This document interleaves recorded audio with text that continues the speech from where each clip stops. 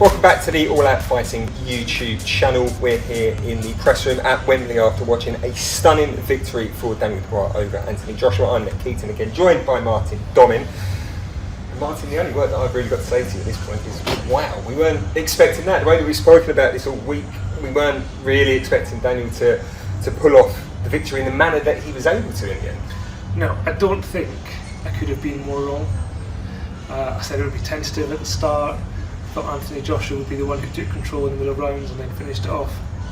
Absolutely none of that happened. Just incredible. And to be fair to Frank Warren, he did say yesterday at the weigh-in he thought it might be a Hagler Hearns type start to the fight. Eddie Hearn thought Daniel Dubois might come out quickly because he couldn't cope with the nerves. I don't think he was afraid of the crowd or whatever, but he did start fast and didn't really stop.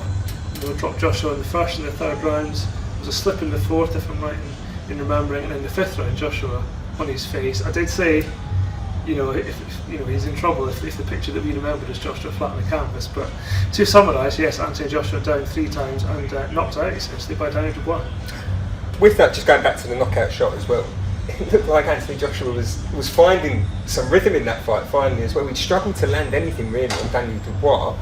He looked to be putting together a series of punches and a flurry that could have caused Dubois trouble, but he seemed to really leave himself open there, really un-Joshua-like. But that was probably because he knew even in the 5th round he was already chasing that fight. He was comprehensively outboxed in those 4 rounds beforehand. A couple of times, as you said there, looked down, one slip as well, already looking like he was definitely up against it in that fight. Had to come back, did come back, but he left himself open to that wonder shot from Daniel Dubois. But to say it's a wonder shot feels bad because he landed so many big punches in those early rounds as well. He was just dominant.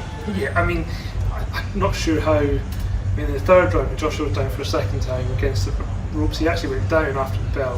Was still counted because the bell can't save him. To be honest, the fact he got to the 5th round was an achievement in itself after the bad start. And you're right, he did then actually for the first time have some success, but in doing so he's already tired, he's fatigued, he's then left himself open by going on the attack, and that was the opening Daniel Dubois needed to, as I say, to knock out Anthony Joshua and potentially catapult himself into superstardom. Absolutely, the question is now for Daniel Dubois. I was going to ask the question what next to him, but we know that it probably is going to be the rematch with Anthony Joshua. Eddie Hearn saying in his post-fight comments in the ring that Joshua was going to exercise the rematch. So rather than talking about what's next for Daniel Dubois, we have to talk really about what's next for Anthony Joshua. How does he rebuild again now? He's done it before, he's won titles before, but this is a different rebuild where he's lost the world title fight there, he was looking to regain the title in, and it kind of feels like all that good work maybe that Ben Davidson had done with him has kind of been undone now, and he's got to go back to the drawing board again and find a different way to get past this opponent in particular.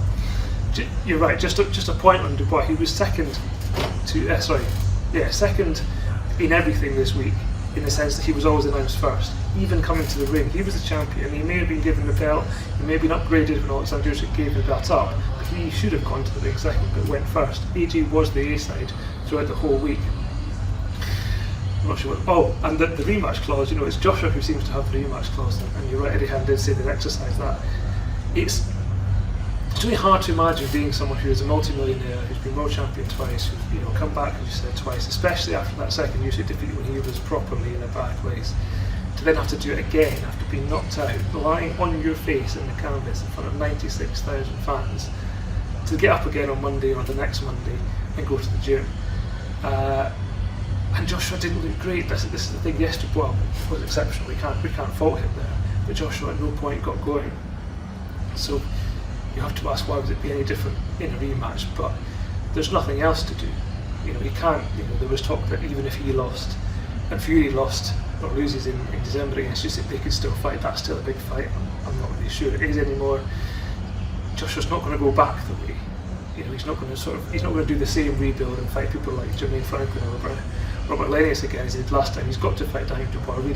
I hope that he can somehow reverse that outcome and then go again. But I'll say it now, I'd be surprised if we see Anthony Joshua win another fight. With Daniel Dubois, it kind of feels bad for him now that he has to go back into this fight with Anthony Joshua, because for him probably he's chomping at the bit now for that opportunity against that winner of Tyson Fury against Alexander Usyk in December. He probably wants that as his next fight. Forget the rematch for Anthony Joshua.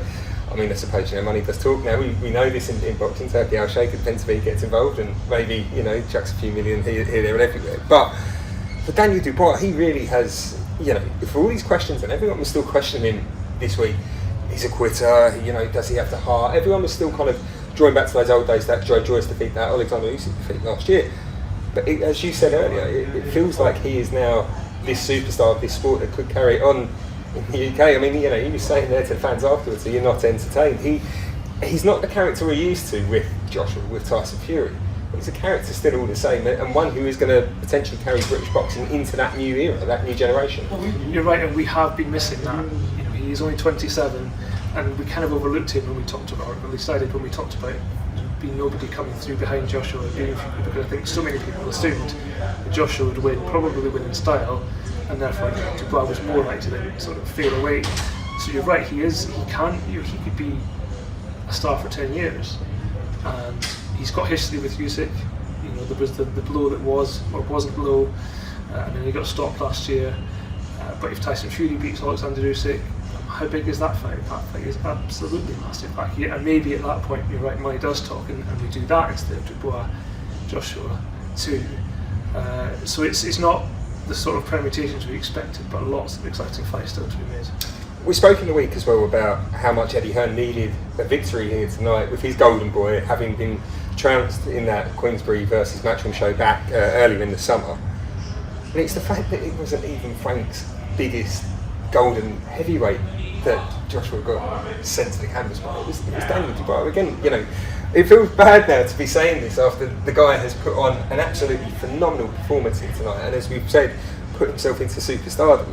But he still feels like he plays second fiddle in Queensberry's list, at least anyway, to Tyson Fury, who is will go down as a great of heavyweights. But that's going to hurt big time for Eddie Hearn as well. Tell you what, it will do. It will hurt Tyson Fury as well. He will feel like he has now missed so many chances to knock out Anthony Joshua. Now, whoever you want to blame for that fight not happening, but he surely was sitting there ringside thinking that should have been me. Because even if he does somehow fight Anthony Joshua in the future and beats him, we'll say, well, Daniel Dubois seconds. But yeah, I mean, you talk about the 5v5 in the summer. That was a bit of fun. Eddie Hearn had Deontay Wilder, who's never ever promoted, never managed to go. It was very much cobbled together as a team, and he could sort of laugh it off, getting beat. But you're right, this will hurt, and he, ever the showman, ever the businessman, will put a sort of facade on, I'm sure. But this is big. He's his biggest star by a long way.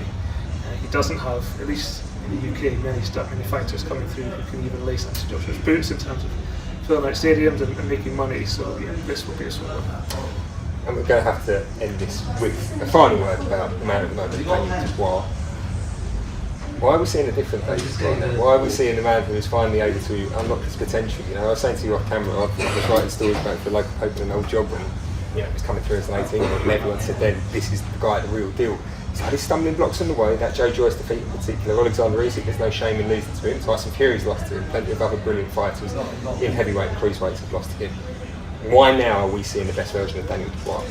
He's learned on the job. This is the thing. He didn't have a long amateur career. He wasn't an Olympic champion. He didn't go to the Olympics. Wasn't on Team GB. So he had to learn on the job. He's 27. Like, if you think about anyone in your life, you know who is 27. Because it's hard, as you get older, you sort of forget what it's like to be that age.